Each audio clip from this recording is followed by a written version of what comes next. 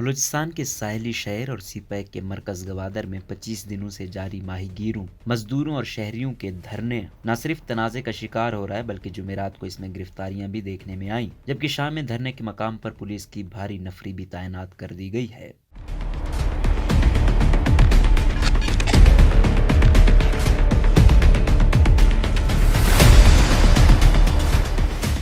بلوچ قوم پرست رہنما اور عوامی ورکرز پارٹی کے سربراہ یوسف مستی خان کو گوادر پولیس نے گرفتار کر لیا ہے، جس کی تصدیق مولانا ہدایت الرحمان نے دھرنے سے خطاب کے دوران بھی کی۔ مولانا ہدایت الرحمان نے دھرنے سے خطاب کرتے ہوئے کہا کہ پولیس نے ہمارے دھرنے میں شرکت کرنے والے یوسف مستی خان کو گرفتار کر لیا ہے۔ انہوں نے کہا کہ وہ ان کی رہائی کا مطالبہ کرتے ہیں اور اگر ان کو رہا نہ کیا گیا تو وہ احتجاج کریں گے۔ ایف آئی آر کے متن میں مقدمے میں یوسف مستی خان پر دھرنے سے خطاب کے دوران مملکت خداداد پاکستان کے خلاف نفرت آمیز تقاریر، مسلح افواج، خفیہ اداروں کے خلاف بیانات دینے کا الزام ہے۔ پولیس نے یوسف مستی خان کے خلاف 153A، 34A، 124A، 123، 121 دفعات کے تحت مقدمہ درج کر لیا ہے، جبکہ مولانا ہدایت الرحمان کے خلاف دفعہ 109 3P کے تحت مقدمہ درج کیا گیا ہے۔ تاہم مولانا ہدایت الرحمان کو ابھی تک گرفتار نہیں کیا گیا۔ ایس ایچ او کو اس حوالے سے بار بار رابطہ کیا گیا، تاہم ان سے جواب نہیں موصول ہوا۔ صحافی ہزار خان بلوچ کے مطابق دوسری جانب یہ دھرنا اس وقت تنقید کی زد میں آیا جب جماعت اسلامی کے امیر سراج الحق نے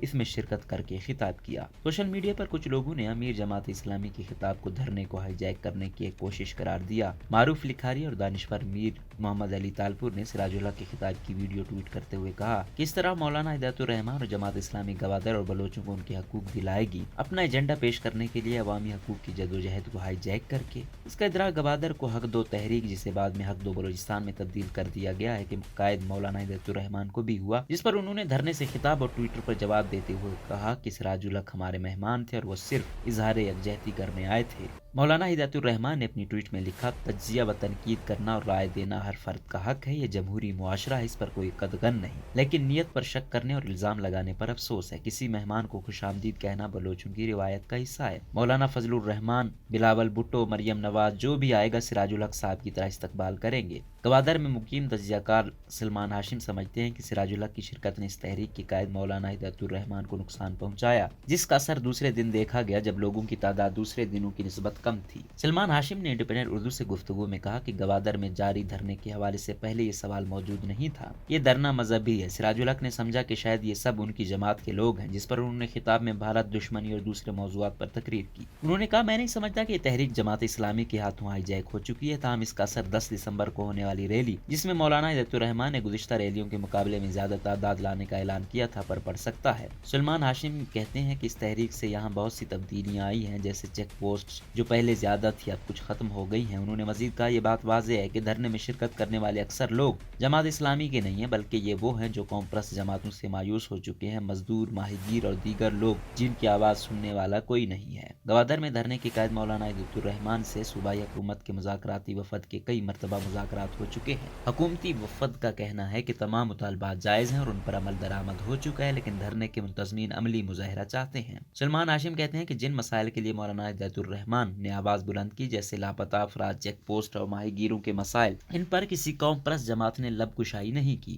انہوں نے مزید کہا، اس وقت حالات جماعت اسلامی کے لیے موافق ہیں، کیونکہ اس سے پہلے اسے یہاں اتنی پذیرائی نہیں ملی جتنی اس بار ملی ہے۔ سلمان نے بتایا کہ گوادر کے 3 بڑے مسائل ہیں، ان میں سر فہرست ٹرولنگ ہے، جس پر حکومت نے سمندر میں 12 نوٹیکل میل تک پابندی لگا رکھی ہے۔ ان کا دوسرا مسئلہ سرحد سے تجارت کا ہے، جو پہلے ٹوکن سسٹم پر چلتا تھا۔ یہاں کے لوگ کبھی ایرانی تیل اور خوردنی تیل وغیرہ لاتے تھے، اسے بھی اب بند کر دیا گیا ہے۔ سلمان کے مطابق تیسرا مسئلہ وہ کشتیاں ہیں جو کوسٹ گارڈ نے پکڑ رکھی ہیں یا جن لوگوں کی گاڑیاں بند کی گئی ہیں۔ وہ لوگ اس وقت دھرنے میں زیادہ تعداد میں شامل ہیں جو اپنے ان مسائل کا حل چاہتے ہیں۔ سلمان کے بقول، میں سمجھتا ہوں کہ گوادر دھرنے کا تعلق سیاست سے زیادہ روزگار سے جڑا ہوا ہے۔ ادھر بلوچستان سے تعلق رکھنے والے صحافی اور تجزیہ کار ملک سراج اکبر، جو امریکہ میں مقیم ہیں، سمجھتے ہیں کہ جہاں مایوسی ہوتی ہے وہاں مذہبی قوتیں عوامی جذبات کا فائدہ اٹھاتی ہیں، اور گوادر میں بھی یہی ہوا ہے۔ इंडिपेंडेंट उर्दू से गुफ्तगू में मलिक सिराज ने कहा कि चूंकि इन अवामी मुजाहरों का एहतमाम जमात इस्लामी नहीं किया है, लिहाजा सिराजुल हक का खिताब करना एक फितरी अमल है, लेकिन इस तहरीक से बलोच इलाकों में जमात इस्लामी का हल्का बढ़ जाएगा। उनका मजीद कहना था, कौम परस्तों के मुकाबले में जमात इस्लामी के साथ डील करना ज्यादा आसान होगा, क्योंकि वो मुसल्ला नहीं है, पाकिस्तान तोड़ना नहीं चाहते और मुज़ाकरात के लिए हर वक्त हाजिर रहते हैं। वक्ती तौर पर जमात इस्लामी के मुजाहरे हुकूमत के लिए दर्द सर नहीं है, लेकिन अगर इसके नतीजे में मकरान और बलोचिस्तान में जमात इस्लामी के लिए हिमायत बढ़ती है और लोग कौम परस्तों की तरफ देखना छोड़ देंगे तो एस्टेब्लिशमेंट की देर पा कामयाबी होगी। उन्होंने मजीद कहा, हर किसी को सियासत का हक है और मौलाना का हक बनता है कि वो सियासत करे, लेकिन ये इस हवाले से प्लान करदा है कि रियासत बलोच नेशनल मूवमेंट यानी BNM या बलोच स्टूडेंट ऑर्गेनाइजेशन जिसे कलअदम करार दिया गया को वही हक नहीं देगी कि वो भी इसी तरह मुजाहरे करे। इधर क्वेटा में वजीर आजम इमरान खान और वजीर आला बलूचिस्तान अब्दुल कुद्दूस बजिंजो की हिदायत पर गवादर में गैर कानूनी ट्रोलिंग के हवाले से आला सतह का इजलास मुनक्किद हुआ, जिसमें गवादर में गैर कानूनी माहीगीरी की रोकथाम समेत दीगर अमूर का जायजा लिया गया। इजलास के दौरान चीफ सेक्रेटरी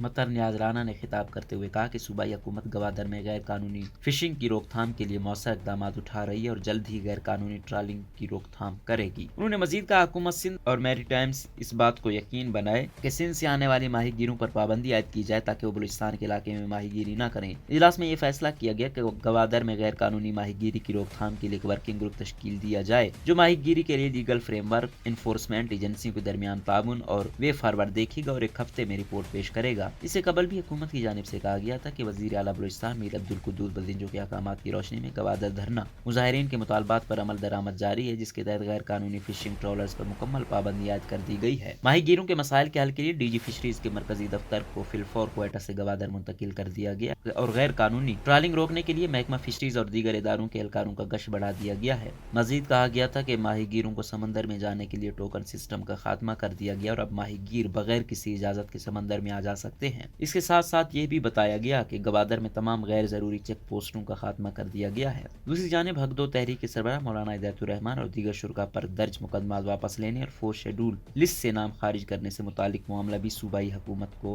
भेज दिया गया है। धरने में बलोच कौम परस्त रहनुमा यूसुफ मस्ती खान ने भी शिरकत की और इसे इनकलाबी तहरीक करार देते हुए कहा कि ये तहरीक किसी जमात की नहीं, सिर्फ मजलूम की तहरीक है। इस तहरीक को बलूचिस्तान में फैलाना है। जमात इस्लामी ने गवादर का मामला सेनेट में उठाने और 12 दिसंबर को मुल्कगीर यौम यकजहती बलूचिस्तान मनाने का भी ऐलान किया है।